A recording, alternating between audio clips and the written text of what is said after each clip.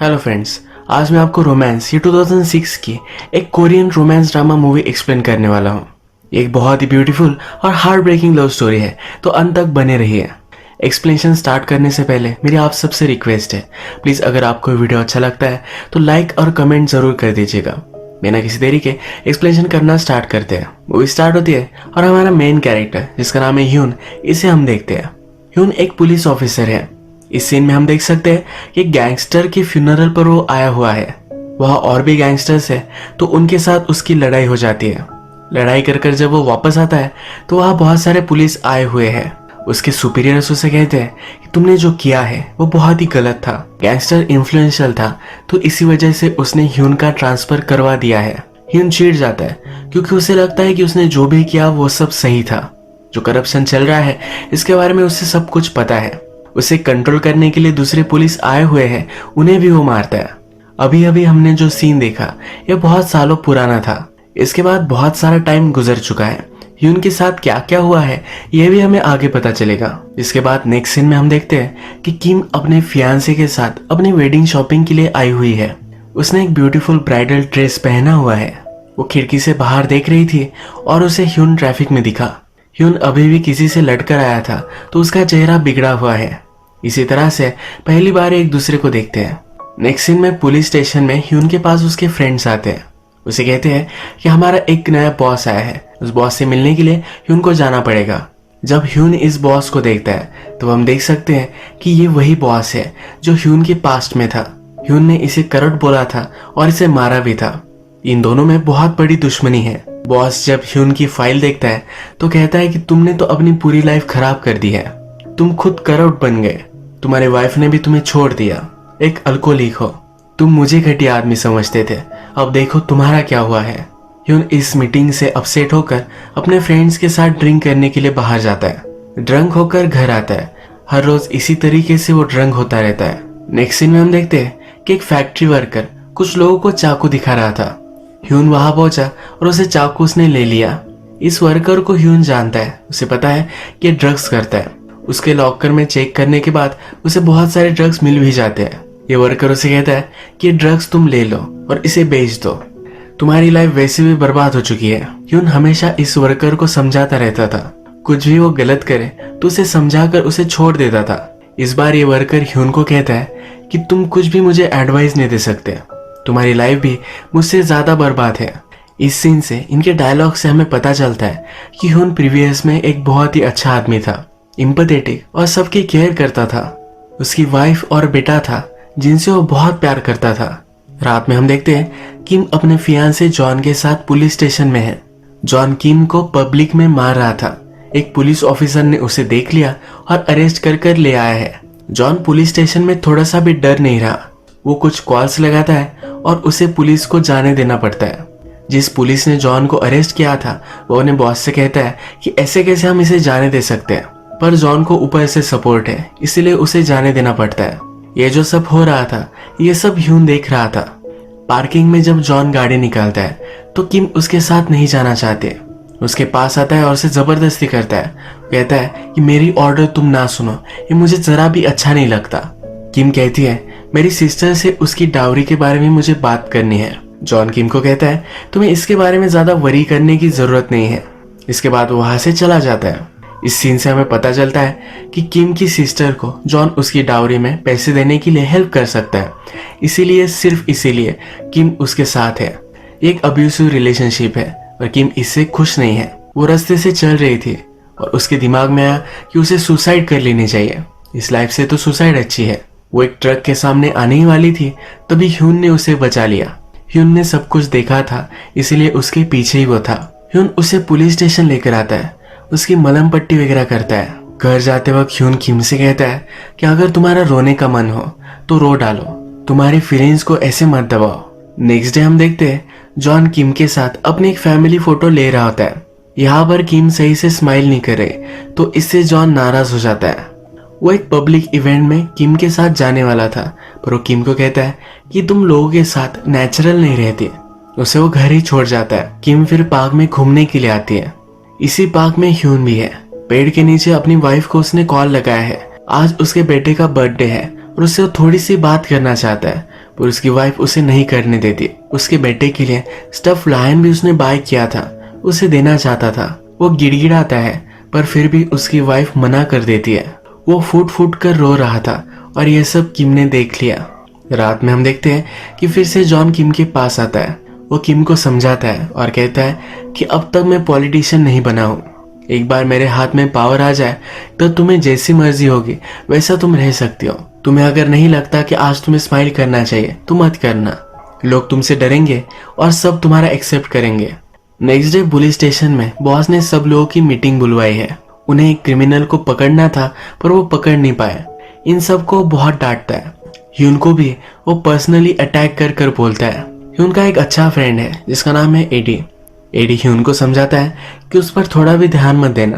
अब next scene में हम देखते हैं ह्यून जब रास्ते से जा रहा था तब उसे किम ने देख लिया। कल ह्यून जब पार्क में था वो दुखी था क्योंकि अपने बेटे को उसका प्रेजेंट नहीं दे सकता। वो स्टफ लायन वो वही छोड़कर चला गया था। ये किम के पास है। उसके पास आती है और कहती है कि बहुत ही ब्यूटीफुल गिफ्ट था, मैं ऐसे ही वहां उसे नहीं छोड़ सकती थी।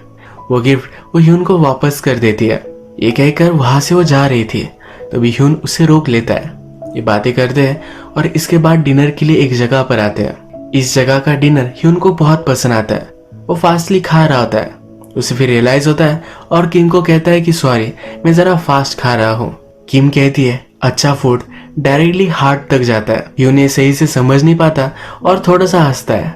इनका डिनर खत्म होने के बाद किम यहाँ से जाने वाली है पर ये स्ट्रीट के अदर साइड पर टैंगो का क्लास देखते हैं। किम को टैंगो बहुत पसंद है। ह्यून पूछता है कि तुम क्या देख रही हो। किम कहती है शादी से पहले मैं टैंगो सीखती थी, उसे टैंगो डांस करना बहुत अच्छा लगता है। ह्यून फिर पूछता है क्या तुम्हें डांस करना है और उसे डायरेक्टली वहां लेकर जाता है। वहां के इंस्ट्रक्टर से वो मिलते हैं। इंस्ट्रक्टर कहते हैं कि आज लेट हो चुका है और स्टूडियो बंद करने वाले हैं। ह्यून उसे एक फिरकी देता है, कहता है कि आज हम दोनों का इस शहर में लास्ट डे है, प्लीज हमारे लिए एक टैंगो डांस करने दो। इंस्ट्रक्टर भी इसके लिए मान जाता है। किम फिर वहां के स्टूडेंट के साथ ब्यूटीफुल डांस करती है। ह्यून ने किम की विश कंप्लीट की तो उसे बहुत अच्छा लगता है। डांस करने के बाद किम बहुत पानी पीती है। ह्यून फिर उसका ही डायलॉग उसे वापस करता है। वो कहता है अच्छा पानी हार्ट तक पहुंचता है। ये दोनों इस पर बहुत हंसते हैं। जाते वक्त ह्यून किम से कहता है नेक्स्ट टाइम मैं एक बहुत ही अच्छी जगह ढूंढ कर रखूंगा जहां पर पीसफुली तुम डांस कर सकोगी। उसने नेक्स्ट टाइम कहा तो ये सुनकर वो सरप्राइज्ड है। ह्यून से गुड बाय लेकर वो आगे चलने लगती है। ह्यून किम को उससे दूर जाता हुआ देख रहा था। अचानक से बारिश आ गई।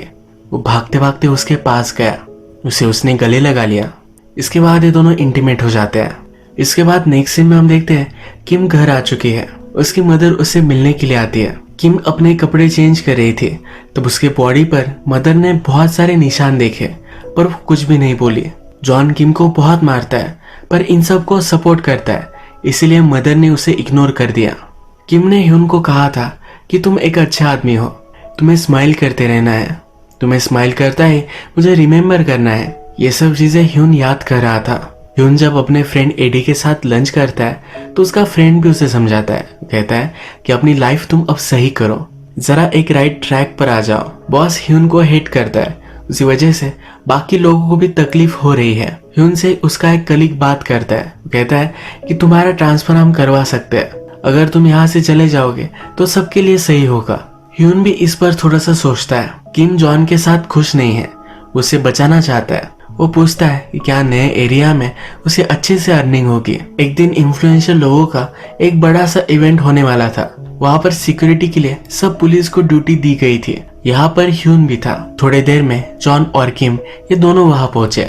इन दोनों ने एक दूसरे को नोटिस किया और एक शांत जगह पर आकर एक दूसरे से मिले। वो कैसे है ये एक दूसरे से पूछा।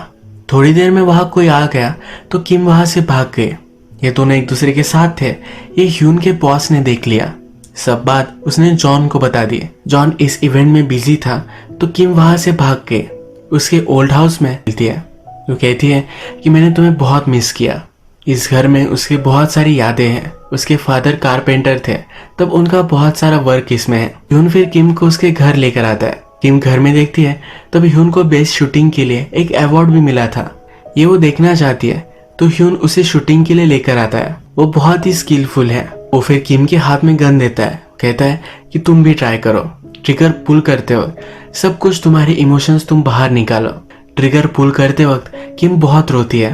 ह्यून उसे सहारा देता है। किम रात भर घर नहीं आई तो जॉन बहुत गुस्सा हो गया। सुबह किम का पता निकालकर उसे डायरेक्टली उठवा लिया। जॉन बहुत ही गुस्से में है और घर की चीजें भी उसने तहस नहस की हुई है। वो किम को कहता है कि तुमने जो भी किया होगा मैं इसके लिए तुम्हें माफ कर सकता हूँ, मैं तुमसे बहुत प्यार करता हूँ। पर अब किम कहती है कि मैं तुमसे प्यार नहीं करती। जॉन ये मानने के लिए रेडी नहीं है। वो कहता है कि तुम बीमार हो इसलिए ये सब बात कर रही हो, तुम्हें कुछ अलग हो गया है, तुम्हें हॉस्पिटल में ले जाना चाहिए। किम अभी भी मानती नहीं। जॉन फिर गुस्सा होकर डायरेक्टली किम को मेंटल हॉस्पिटल में रख देता है।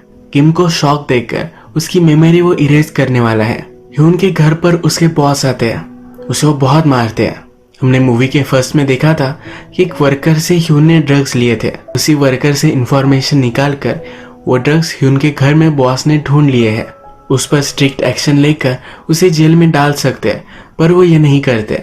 एक जगह पर उसे लेकर आते हैं, जबरदस्ती बहुत सारी दारू पिलाते हैं। जॉन भी ये सब देखने के लिए यहाँ आता है। जॉन के ऑर्डर पर ही ह्यून का बॉस ये सब कर रहा था। इनका प्लान है ओवरडोज करेंगे, उसे पावरफुल ड्रग्स का इंजेक्शन भी देते हैं जिससे ह्यून मर जाए। बाद में उसकी बॉडी पर अल्कोहल डालकर उसके मुंह में सिगरेट देते हैं, यानी कि सिगरेट की वजह से आग लग जाए। जब सब लोग वहां से चले गए तो सिगरेट की वजह से आग लग सकती थी, पर बारिश आ गई। ह्यून ने फिर अपने फ्रेंड एडी को कॉल कर दिया। वो इस हालत में भी किम को याद कर रहा था और उसी के लिए जीना चाहता था। डॉक्टर ह्यून का इलाज करते हैं और एडी को कहते हैं कि बहुत अच्छी तरीके से फाइट कर रहा है। ह्यून को जब होश आता है तब उसे समझाने के लिए एडी उसके पास आता है। वो कहता है ये तुम क्या कर रहे हो, एक पागल लड़की के लिए सब कुछ तुम दांव पर क्यों लगाना चाहते हो। ह्यून कहता है कि मैं हंसना भूल गया था, उसके साथ जब मैं था तो मुझे बहुत अच्छा महसूस हुआ, मैं फिर से हंसने लग गया। अभी यहाँ पर उनका बॉस आ जाता है। वो ह्यून को कहता है कि तुम नहीं मरे, ये भी ठीक है, पर फिर भी तुम जेल में ही रहने वाले हो। वो ह्यून पर गन भी लगाता है। वो उसे कहता है कि मेंटल हॉस्पिटल में है, उसका हम पूरा ब्रेन वॉश कर देंगे। ये सुनकर ह्यून बहुत ही गुस्सा हो गया। बॉस की गन लेकर उसे उसने हॉस्टेज बना लिया। वो डायरेक्टली उसे मेंटल हॉस्पिटल में लेकर आता है, एक जगह पर बांध देता है। किम को ढूंढकर एक डॉक्टर को उसका इलाज करने के लिए कहता है। ह्यून का पीछा करते करते पुलिस भी आ गए थे। अगर वो उसे लेकर गए तो किम नहीं बचेगी, इसीलिए डॉक्टर को ह्यून ने हॉस्टेज बना लिया है। किम का इलाज करने के बाद थोड़ी देर में उसे फिर से होश आता है। ये सब बात जब मीडिया को पता चलती है तब जॉन की बहुत बदनामी होती है। हॉस्पिटल के बाहर बहुत सारे पुलिस आ चुके हैं। ह्यून यहाँ से जिंदा बाहर जाए इसके कोई भी चांसेस नहीं है। ह्यून का फ्रेंड एडी उसे बचाना चाहता है। वो अपनी सुपीरियर से बात करता है पर वो कुछ भी कर नहीं पाता। अब हम देखते हैं कि जिस वर्कर ने बॉस को इन्फॉर्मेशन दी थी कि उनके पास ड्रग्स है, वही एडी को कांटेक्ट करता है। वर्कर को भी वो लोग मार डालने वाले थे। जब ह्यून को वो टॉर्चर कर रहे थे तब उसका वीडियो उसने बना लिया था। एक मैसेज के साथ ये वीडियो वो एडी को भेज देता है। अब किम को होश आ